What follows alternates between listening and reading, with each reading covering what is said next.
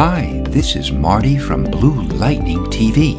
I'm going to show you how to create the look of tufted pillow graphics and text. This is an update of a tutorial I did many years ago on a much earlier version of Photoshop. For your convenience, I provided this fabric texture that you could use for this project, as well as a brush set of custom stitches. Their links are in my video's description or project files. Before we begin, make sure you click the subscribe button to let you know as soon as I upload new Photoshop tutorials. This effect works equally well on text and black on white graphics.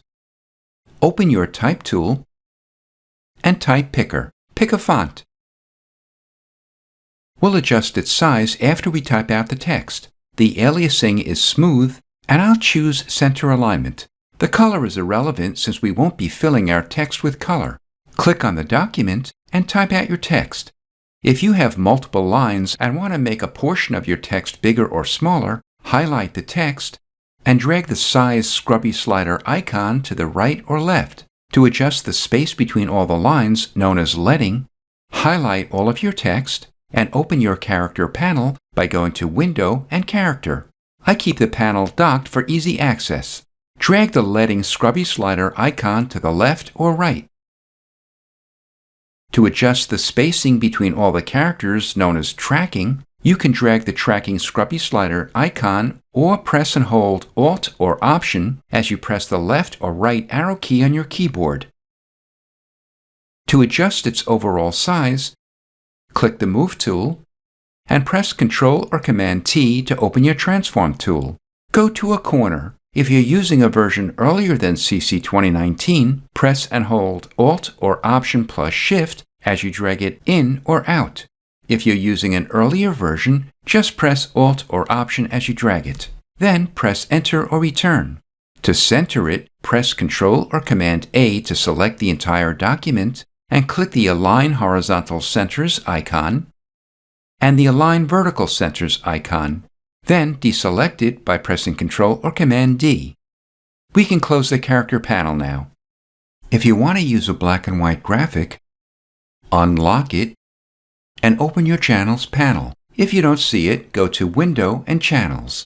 Control-click or Command-click the thumbnail of any of the channels to make a selection of the shapes of your graphic. Open back the Layers panel and press the Delete key on your keyboard to delete the white background, leaving the black shapes intact. Then deselect it by pressing Ctrl or Command D. Place it onto the fabric texture and resize it. The next steps are exactly the same as if you were using text. We'll convert our text or graphic into a smart object so we can modify it non-destructively, as well as allow us to replace it with other text or graphics without having to redo the layer style effects that we'll be adding to it. Click the icon at the upper right of the Layers panel and click Convert to Smart Object. Reduce its fill to 0%. This removes its color completely, but it'll retain the full visibility of the effects we add to it. Double-click an empty area of the layer to open its layer style window. Click Bevel and Emboss. The style is Pillow Emboss, the technique is Smooth, and the depth is 500%. The direction is up, the size is 15 pixels, and soften it 6 pixels. Check Use Global Light. The angle is 120 degrees, and the altitude is 30 degrees. The gloss contour is linear. The highlight mode is Color Dodge. The color is white, and the opacity is 50%. The shadow mode is Linear Burn. The color is black, and its opacity is 17%. Click the New Layer icon to make a new layer. In this layer, we'll create the stitches of the thread that'll surround each shape. Let's name it Stitches. Since we want the stitches to be initially white in color, our foreground color should be white. If it's not, Press D to make your foreground and background colors default to black and white respectively, and then click this icon to reverse them, or you can press X on your keyboard. Open your pencil tool and pencil picker. As I mentioned earlier, I provided this set of custom stitch brushes that you could download. After you install it into Photoshop's brush presets, scroll down the panel. If you don't see this stitch set at the bottom, click the gear icon and click Import Brushes. The name of the stitches is Stitch by Boeing Go Paw. Click it and click Load. Since I already installed it, I'll click Cancel. Open its folder and scroll down to see the stitches. I like this one the best for this effect. It's the one right after the stitch that looks like two horizontal shapes. Click it and press Enter or Return.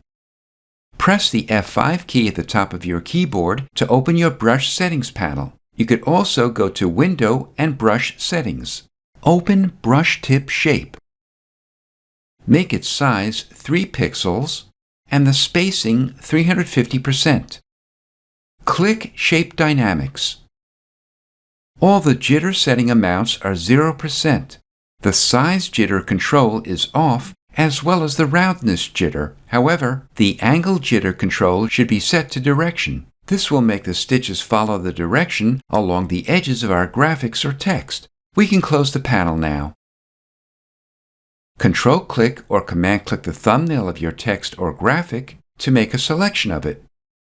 Open your Paths panel. If you don't see it, go to Window and Paths. Click the icon to open the flyout list and click Make Work Path.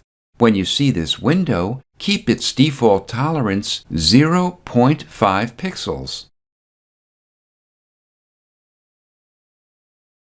Open the flyout list again and click Stroke Path. When you see this window, choose Pencil for the tool and make sure Simulate Pressure is not checked. To hide the paths, click anywhere on the Paths panel under the Work Path or press Ctrl or Command H. To blend the stitches into your pillow, open back the Layers panel and change its blend mode to Soft Light. To change its color, click the Adjustment Layer icon and click Hue Saturation. Check Colorize and drag the hue slider to a color you like. Slide the saturation to increase the color's intensity. If the highlights and/or shadows of the emboss are too intense or too weak on the color you chose, double-click Bevel and Emboss to open it in its Layer Style window. Adjust the opacities of the highlights and shadows. To increase your image's color vibrancy, make the top layer active and click the Adjustment Layer icon again. Click Vibrance. Drag the Vibrance slider to the right.